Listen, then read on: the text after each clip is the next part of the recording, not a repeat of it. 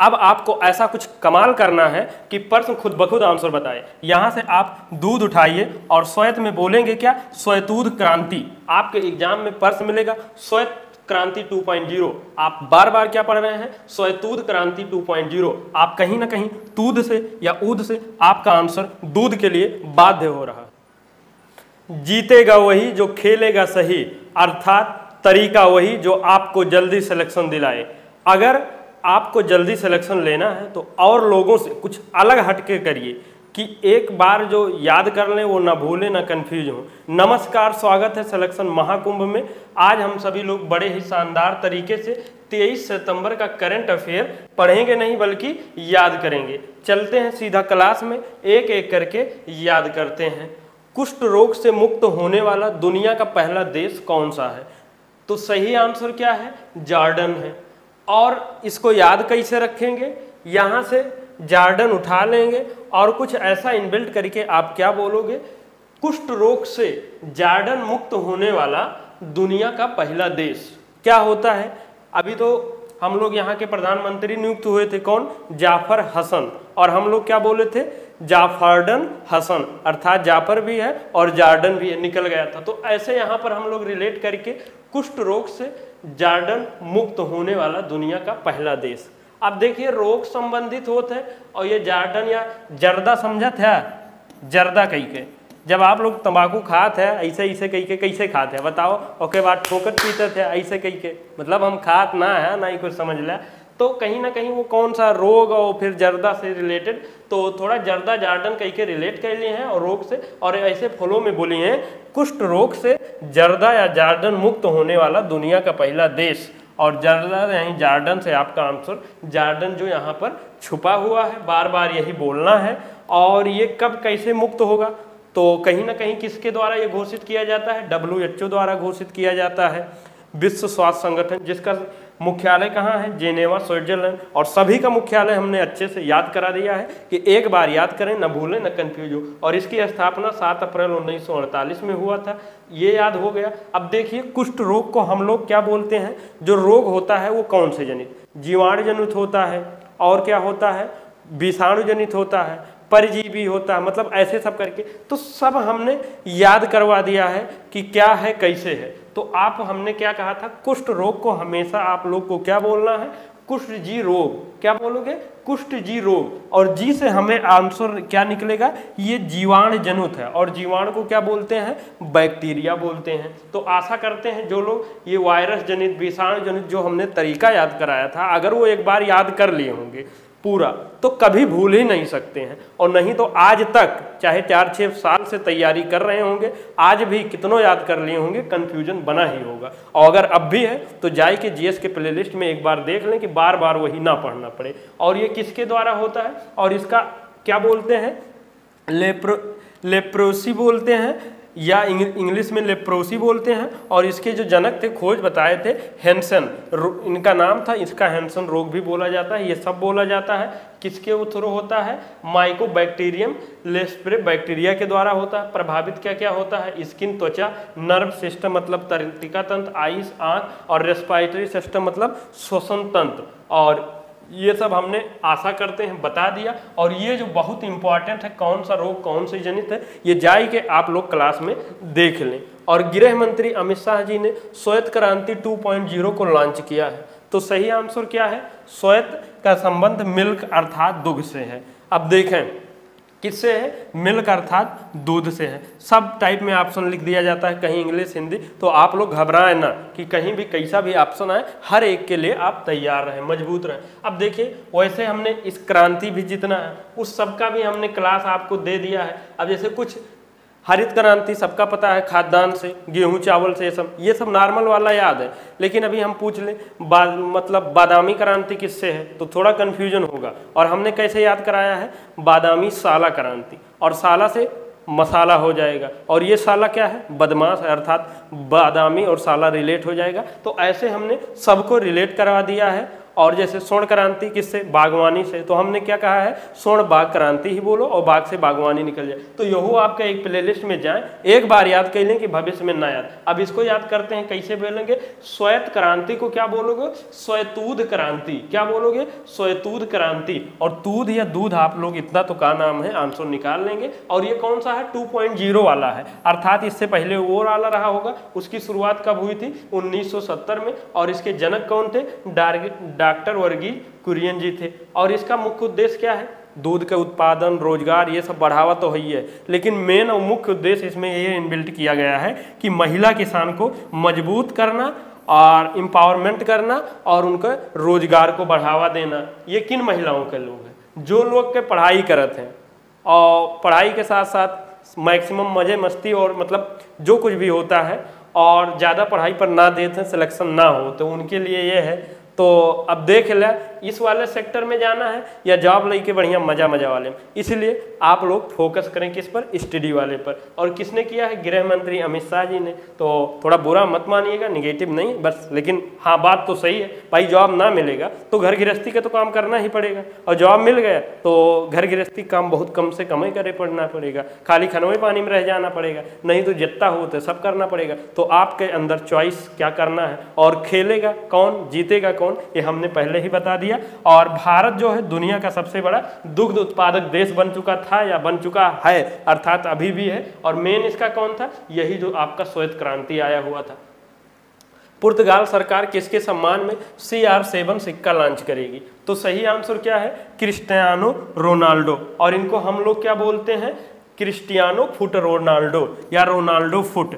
और या तो हम लोग कहे थे ऐसे भैया फा रख लें, तो फा से क्या हो जाएगा, फुटबॉल। आप लोग ये जान, और क्योंकि ये बहुत पूछा जाता है कि इनका जो है, इनका किस खेल से संबंध है, और कौन है, फुटबॉल से है। और आप यहाँ देख सकते हैं 1 बिलियन फॉलोअर्स, दर का ये बढ़ गया था। इनका एकमात्र व्यक्ति हैं जो इनका 1 बिलियन फॉलोअर्स हैं, यही जान लें। तो कहीं ना कहीं हल्के में नहीं है। अब तो और भी पॉसिबिलिटी है कि इनका पूछा जाना, खिलाड़ी कौन, क्या, किससे संबंध है। इनका सिक्का इनके नाम पर लॉन्च किया गया है। तो अब देखिए कहाँ का है, रोनाल्डो जी का। CR7 सिक्का की जगह पर CR रोनाल्डो, क्या बोलोगे, CR रोनाल्डो 7 सिक्का। क्या बोलोगे, CR रोनाल्डो 7 सिक्का। और यहू रा भी ले लो, आर भी ले लो, तो रोनाल्डो 7 हो जाता है। आप ये थोड़ा समझ जाएंगे। और पुर्तगाल सरकार ने किया है, और क्या है, कैसा है, ये 900वां गोल किए हैं ना क्रोएशिया के खिलाफ, इसी के उसमें इनका सिक्का जारी किया गया है। और 7 ये जो लिखा हुआ है, अर्थात इनके जर्सी नंबर है। तो आशा करते हैं समझ चुके होंगे। और याद करने के लिए क्या, एक बार नोट्स बनाना पड़ेगा, 2 बार रफ में लिखना। जब इतना कर लिए हैं तो अब एग्जाम में ना भूलिए, ना कंफ्यूज होइए। किस राज्य ने 14वीं हॉकी इंडिया जूनियर फुटबॉल राष्ट्रीय चैंपियन 2024 का खिताब जीता है, तो सही आंसर क्या है, पंजाब। हम पंजाब के लिए क्या करते हैं, जॉब उठाते हैं। 14वीं हॉकी इंडिया जूनियर पुरुष राष्ट्रीय 24 जॉब चैंपियनशिप, क्या 14वीं हॉकी इंडिया जूनियर पुरुष राष्ट्रीय 24 जाप चैंपियनशिप। इसको पूरा फ्लो में धड़ल्ले से बोलना है कि एक को वर्ड इधर उधर ना हो और उसमें आंसर निकल जाए। पंजाब जीता है और उत्तर प्रदेश उप विजेता है, अर्थात फाइनल इन दोनों ने खेला है। और सितंबर 2024 में प्रधानमंत्री नरेंद्र मोदी जी ने महाराष्ट्र के किस जिले में पीएम मित्र टेक्सटाइल पार्क, क्या पीएम मित्र टेक्सटाइल पार्क की आधारशिला रखी है, तो सही आंसर क्या है, अमरावती। और अमरावती सुनते हुए आंध्र प्रदेश मत जाना। कहाँ, ये कहाँ का है, महाराष्ट्र का है। अब क्या बोलोगे, देखिए पीएम मित्र टेक्सटाइल अमरा पार्क आधारशिला, क्या पीएम मित्र टेक्सटाइल अमरा पार्क आधारशिला। जैसे टेक्स्ट के साथ टाइल जोड़ते हैं, वैसे महा जोड़ दिया और अमरा पार्क जोड़ दिया, तो अर्थात ये जो अमरा से क्या निकलेगा, अमरावती, लेकिन कहाँ वाला, महाराष्ट्र वाला। इसीलिए हमने ये आपको साथ में दे दिया है, बता दिया है, बाद में कंफ्यूजन ना हो। और ये क्या है, पीएम मित्र स्कीम था 2021 में, जिसमें 7 टेक्सटाइल पार्क की कही गई थी बात, तो उसमें से यही एक है। और 1000 हेक्टेयर में ये फैला रहेगा, टेक्सटाइल से संबंधित रहेगा। और ये आप सब इसको बार बार यही बोलेंगे। और भारत ने सिंधु जल संधि में संशोधन की मांग की है। इस संधि के तहत निम्नलिखित में से किस नदी के पानी का उपयोग का आधार करने का अधिकार भारत को नहीं है। ठीक, तो मतलब कौन से नदी के पानी भारत के पास अधिकार नहीं है, तो इसका सही आंसर क्या है, तो झेलम है।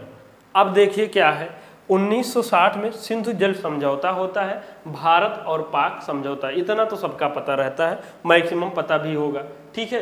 अब देखिए क्या है, इसमें 6 नदियां आती है, ठीक, सिंध, झेलम, चिनाब, ऐसे ऊपर से क्रम है, रावी, ब्यास, सतलुज, और जो ऊपर वाला है, ठीक, तो उसमें क्या नाम है, 80/20 का, मतलब 80% पाकिस्तान यूज करी, 20% इंडिया। और जो नीचे वाला 3 है कौन सा, रावी, ब्यास, सतलज, इसमें 80% इंडिया के पास रहेगा, 20% पाकिस्तान। यही याद करा दें क्या, चलो याद करवा देते हैं। देखिए यहाँ से ये और यहाँ से ये इसका, ठीक, साथ ही साथ में 3-3 के जोड़ा में याद करेंगे और इसको लेकर चलेंगे।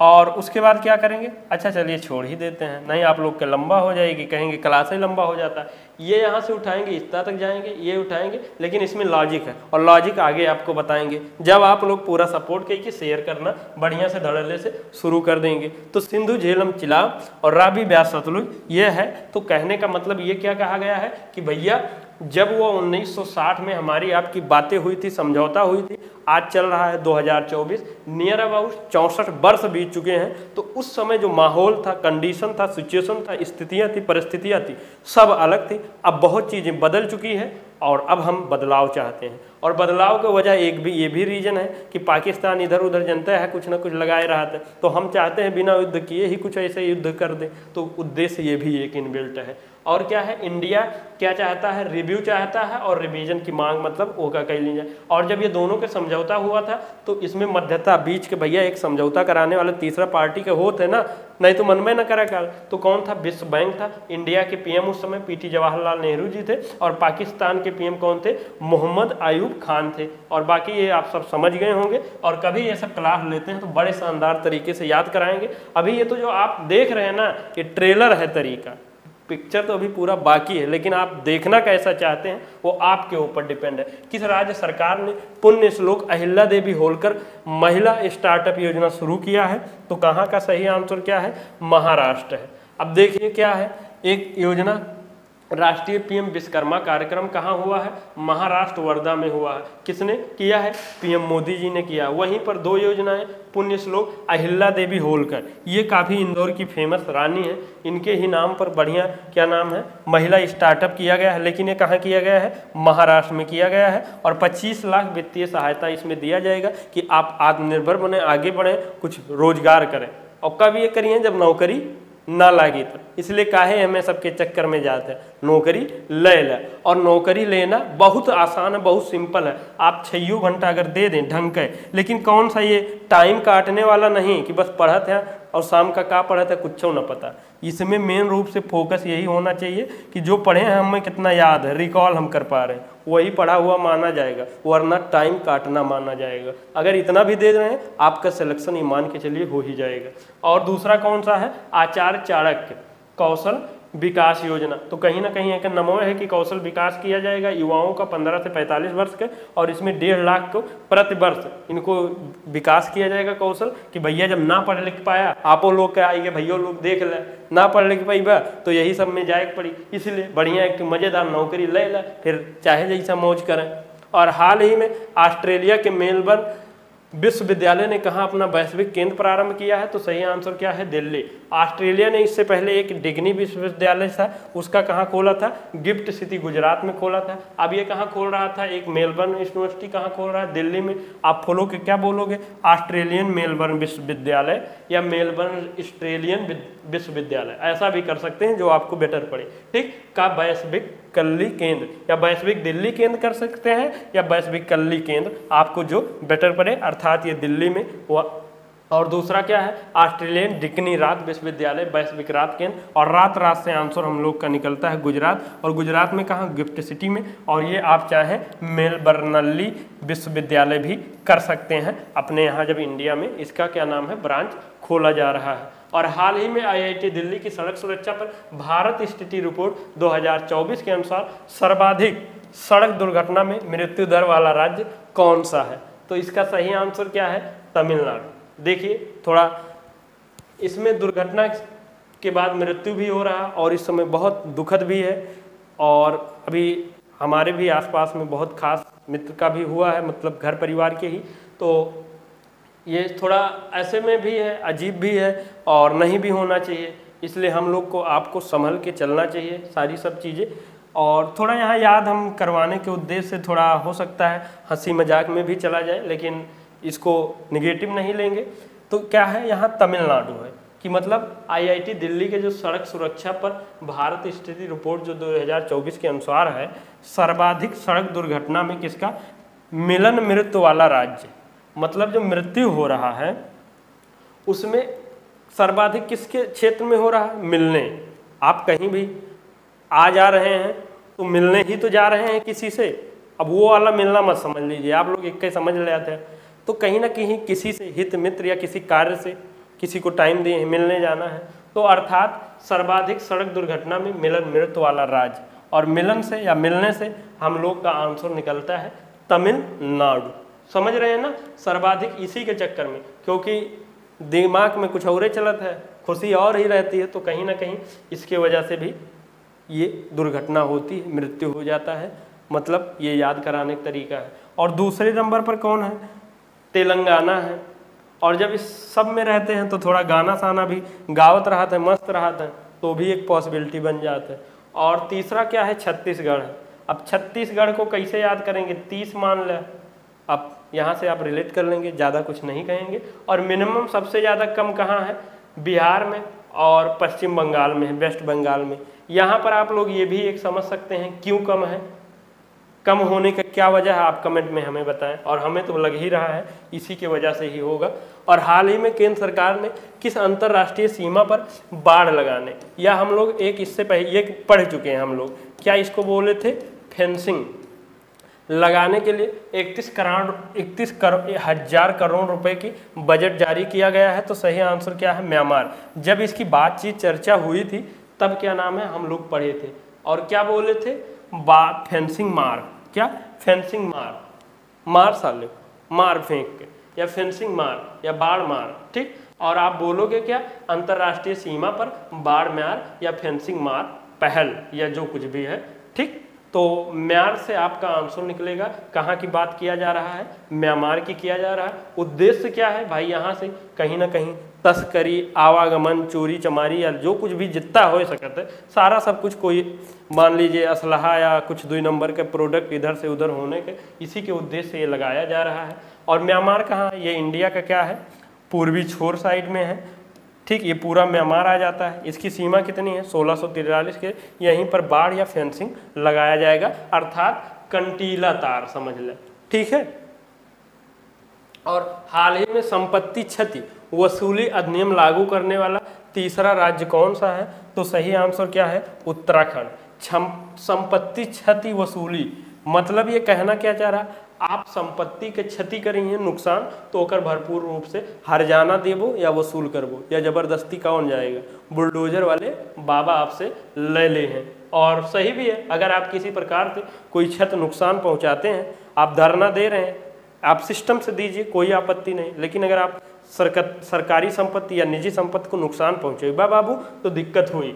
तो इसमें ये तीसरा राज्य कौन है, उत्तराखंड। आप हम लोग उत्तराखंड के लिए क्या लेते हैं, उखंड लेते हैं। अब इसको क्या बोलोगे, संपत्ति क्षति वसूली तीसरा उखंड अधिनियम।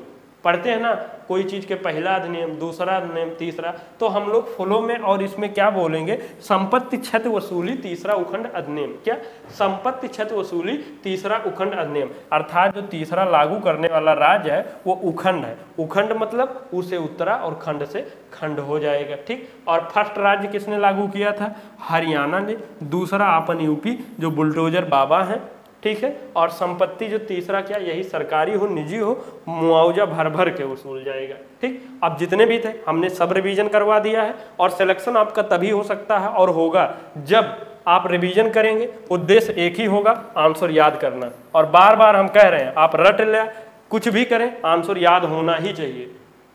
चलिए रिवीजन करते हैं। एक देश, एक ही चुनाव, और एक ही नारा, एक ही नाम, जय श्री राम, जय श्री राम। ऐसे ज़्यादा शानदार तरीका ना हो सके थे कि कौनों में आंसर निकल जाए। द्रौपदी मुर्मू, राम राम है कुछ, अमित शाह, रामनाथ कोविंद जी और राजनाथ। हम राम राम की बात कर रहे हैं, तो कहीं ना कहीं आंसर हमारा कहाँ जा रहा है, रामनाथ कोविंद जी तक। और हाल ही में NSG का दर्जा हासिल करने वाला विजय आंध्रवाड़ा रेलवे स्टेशन अर्थात आंध्र प्रदेश हो जाएगा। और हाल ही में राष्ट्रपति द्रौपदी मुर्मू जी ने सफाई जैन मित्र और द्रौपदी सम्मेलन कहाँ भाग हुआ है, अर्थात जैन से उज्जैन हो जाएगा और द्रौपदी जी ने किया। और टाइम्स ट्रैवल ने यूनेस्को स्थल को एशिया में सर्वाधिक फोटोजेनिक अंगोटोर कोर करके वाट यूनेस्को का स्थल, तो कहीं ना कहीं क्या है, अंगकोर वाट है। और तेजस लड़ाकू या तेजस मोहना लड़ाकू विमान उड़ाने वाली पहली मोहना महिला पायलट अर्थात मोहना सिंह हो जाएंगी। और सितंबर 2024 में FATF financial action task force में भारत को कौन सी रेटिंग प्रदान की है, रेगुलर फॉलो अप रेटिंग।